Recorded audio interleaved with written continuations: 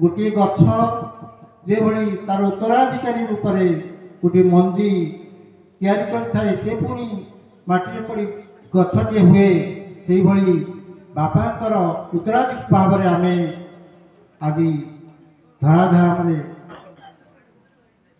उपस्थित अच्छे। तेणु आज दिनटी को लोके मानती कि संसार में जड़े मरी जाउछि। आत्मज्ञान पदार्थ विज्ञान जिते ज्ञान अच्छी आत्मार अमृतता को समस्ते मानती। लोके कहते शरीर मरीगला किंतु दर्शन कहूँ ये कहार मृत्यु हुए ना आ कहार मृत्यु हुए ना जिते जो मरिबा शब्द आसूची मरवाटा क्या कहुच्छी सद्गुरु गोटे सुंदर उदाहरण देले सचित्र सत्य सुंदर स्वतंत्र विचार बही मरिबा परे कौन हुए विषय ना होची मरिबा परे कौन हुए।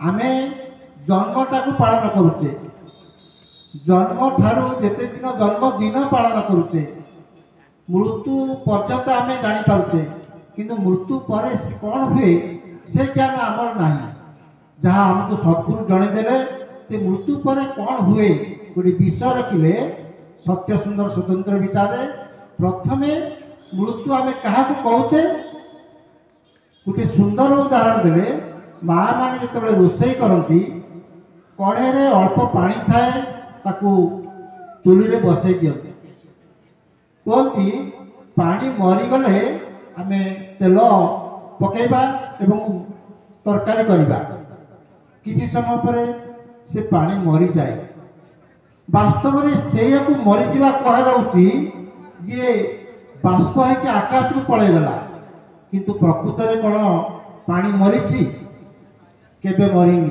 कहीं से पानी बाष्पीभूत होई एबे भी आकाश रे अच्छी से जो पुणी घनीभूत हम वर्षा आकार पुणी धराधाम रे मेघ बरसिब तेणु ये कौन है ना पानीटा जल बाष्प आकार नाला अर्थात रूपांतर है रूपांतर हैला परे से को कड़े रहा कड़े रहा नहीं रूपांतर है एवं स्थानांतर जहाँ को आम मृत्यु कहचे जितेबले जड़े स्थूल शरीर त्याग करुच्ची से रूपर अंतर हो जाऊँगी स्थूल शरीर छाड़ी सूक्ष्म शरीर होती एवं स्थानांतर होती से जगह से रहुनी तेणु आम ताकू मृत्यु कहते किंतु प्रकृति में ता मृत्यु नुहे। गोटे सुंदर उदाहरण आपण 100 टंका नहीं हाट को गले विभिन्न प्रकार सौदा किणले परिवार किणले 100 टंका आपंकर खर्च हो गला आपण घर को पलि आसिले परिवार बैग सीना अच्छी किंतु आपण पाखे 100 टंका आउ ना कौन से 100 टंकार मृत्यु होती केबे से 100 टंका एवं कौन सी दुकानी पाखे थी जो भली से भली ये शरीर को त्याग कला परे आत्मा आउ गोटे शरीर जाई रहे किंतु आत्मार मृत्यु हुए ना किंतु ये रूपर परिवर्तन हुए ये शरीरटा आ शरीर की न रही पंचभूत मिसी जाए पंचभूत शरीरटी पंचभूत मिसी जाए आम ताको मृत्यु कहचे किंतु प्रकृत में ता मृत्यु में से पुणी स्थूल शरीर धारण करी से पुणी खेलालीला कर जी मरीगला से पुणी केमती खेलालीला कर वास्तव में मृत्यु कहुनी ता हूँ रूपांतर और स्थानांतर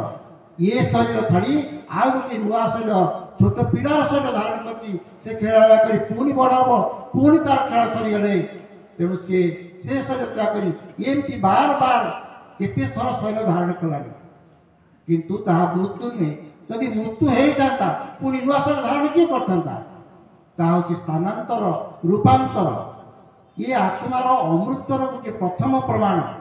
द्वितीय प्रमाण हूँ आत्मा हूँ सत्य भागवत कहूँ एणु अशेष चराचरे आत्मा हूँ सत्य नहीं परे सत्य क्या कहुए जे तीन काल अच्छी अतीत थिला वर्तमान अच्छी भविष्य जे तीन काल अच्छी तार मृत्यु केते तार मृत्यु ना प्रथम है रूपांतर स्थानांतर, द्वितीय है सी हूँ सत्य, तृतीय हूँ पूर्व जन्म को विश्वास। आम समस्ते पूर्व जन्म को विश्वास करुचे कहीं ना भागवत कहूँ पूर्व जन्मर कर्म फले जाची मु देउ थाए बळे। जदि पूर्व जन्म नाही ताले मु को कर्म एना भोग करूची। जदि पूर्व जन्म अछि ताले ए जन्म अछि ताले मोर मृत्यु केते बेले होला। पूर्व जन्म रे थिली ए जन्म रे अछि पर जन्म रे मध्य रहिबी ताले मृत्यु केते बेले मृत्यु भी नाही। तेणु आत्मार आउ गोटे कथा होची जे आमर जेंती शरीर केतक अवस्था अछि, बाल्य अवस्था, शिशु अवस्था, बाल्य अवस्था, किशोर अवस्था, पौढ़ा अवस्था, वार्धक्य अवस्था, एमती केते अवस्था दे ये शरीर गति कलानी। से भली आत्मार होची पांचटी अवस्था, जाग्रत, स्वप्न, सुसुप्ति, तुरिया, मृत्यु को मध्य गोटे आत्मा अवस्था कहुई से सत्य सुंदर स्वतंत्र विचार। किंतु आत्मा को चारिटा अवस्था सदगुरु गोटे जगह लिखिंट, किंतु सत्य सुंदर स्वतंत्र विचार से मृत्यु को गोटे अवस्था बोली कहते कहीं ना जिते बड़े आम शोई पड़ू, शोई पड़ा आम कौन करूँ ना स्वप्न संसार सृष्टि करूँ। स्वप्न संसार ये स्थूल शोईवा समय स्वप्न ये शरीर एक खेला करे। तेणु से कौन करे ना ये शरीर किसी करे ना स्वप्न संसार स्वप्न सूक्ष्म शरीर सब काम करें। तेणु जे भली आमर जाग्रत अवस्था, स्वप्न अवस्था, सुसुप्ति अवस्था आम जो शोई पड़ू शोवा पड़े आमर जाग्रत भावना किसी रहे ना, मु अच्छी कि ना ये भावना रहे ना। कहीं आमर निद्रार सूत्र होची अभाव प्रत्यावरण वृत्ति निद्रा। जिते आम निजक अभाव अनुभव करवा से निद्रा वृत्ति माड़ी बसव। तेणु आम शोई जाऊ, शोवा समय आम निजर अस्तित्व भाव किसी रहे ना। किंतु आमे ये शरीर को छाड़ी चली जाई था, पुणी ये शरीर रही था। तो पुणी निद भांगिले कि स्वप्न भांगिले आम पुणी जाग्रत अवस्था रही यही शरीर पुणी खेला करता हूँ। जे भली स्वप्न देखा समय शोवा समय आमर मृत्यु हो गई थाए, से भली आमर मृत्यु हूँ एक अवस्था। मृत्यु पर आम मरुना कहीं ना आम ये शरीरटा को छाड़ी था ना, किंतु आउ गोटे शरीर धारण करता जहाँ लोक कहते मृत्यु, किंतु आम आउ गोटे शरीर धारण कर खेला करता।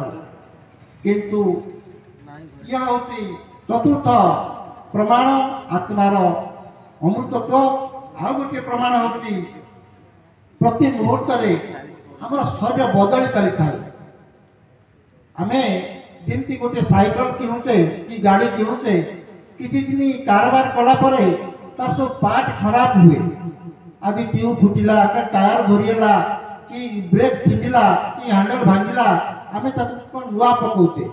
किसी दिन पर देखिए आपणकर गाड़ी जो गाड़ी किणा से गाड़ी में पार्ट किसी ना नुआ पड़ी पड़ी आप गाड़ी तो नुआ हो जाए, किंतु से पुराना जो किणा गाड़ीटा आपण पाखे ना, किंतु आपणकर गाड़ी अच्छी। से भली आम शरीर प्रत्येक दिन हजार हजार कोष मरुची, ता जगह नुआ कोष तैयारी होउची। आम शरीर गोटे अणु आयुष होउची 7 वर्ष। आपण शरीर अमर होबार उपाय 13 अध्याय सब लिखिंट देखिए। 7 वर्ष आमर शरीरटा टोटाल बदली जाए। आम शरीर अणु परमाणु कणिका अस्थि मज्जा संपूर्ण परिवर्तन हो जाए, किंतु आम शरीर थाए जमीती। आपन गोटे हीरो साइकेल किणिले आपन जहाँ पार्ट भांगिला सब प्रोग्रेस पकेले, चेन प्रोग्रेस पकेले, रिम प्रोग्रेस पकेले, पेडल सब प्रोग्रेस पके किसी दिन पर देखिए आप साइकेलटा हीरो साइकेलटा प्रोग्रेस हो जाए। से भली आपण शरीर प्रतिदिन मरी मरी कोष गुड़ाक 7 दिन पर बदली जाए, नुआ शरीरटा हो जाए, किंतु आपण शरीर थाए आपण से थांती। किंतु ये कहूँ ना शरीर बदलले आमे अमर हो रही, मरवा पर आम शरीर रोचे केमिति। आत्मा सब बड़े शरीर रहे, केतेबेले स्थूल शरीर तो केतेबेले सूक्ष्म शरीर जेतेबेले स्थूल शरीर त्याग करछि सेतेबेले से सूक्ष्म शरीर धारण करी सूक्ष्म शरीर रहउछि एवं से पुणी स्थूल शरीर धारण करी पुणी खेलाइला करुछि। वास्तव में आत्मा केतेबेले बिना शरीर रहे नाही। आमे बिना शरीर आत्मा को केबे प्रत्यक्ष करिना हो। तेणु आत्मा सबुबले शरीर थाए जदि सबुबले शरीर थाए ताले मृत्यु केतेबेले हैला। आत्मा आपण गोटे बड़ रड किणिक आनी ताको भांगुचंती ताको भांगी भांगी छोट करदेले अणु परिमाण भलिया करदेले ताको आउ भांगी पारिबे नाही। किंतु आत्मा एते सूक्ष्म जे ताको आखिरे देखा तो दूर कथा अणुवीक्षण यंत्र देखि पारिबेनी ताको विनाश करि पारिबेनी। आत्मा होची अति सूक्ष्म होइबारु ताको नष्ट करि हबनी ताको मारि पारिबनी। से सबुबले अमृत सबुबले अमर अजर अविनाशी से। तेणु वास्तव में ये संसार कहार मृत्यु हुए नहीं केवल परिवर्तन केवल बदली थाए एवं आत्मा होची अजर अमर अविनाशी। आपण माने यही ज्ञान को पाई निजको कृत्यकृत्य मन करे जे मु होची अमर मु होची निरोग आमको निश्चिंत भाव रे ज्ञान आनंद आपण समस्ते प्रत्येक दिन साधन करी स्वाध्याय करी सत्संग करी ये अमृत को लाभ करंतु एति कई मोर वाणी की विश्राम दउची। सप्रेम जय दी जय दी जय दी। धन्यवाद। बहुत सुंदर वक्तव्य दैछंती एवं आपण माने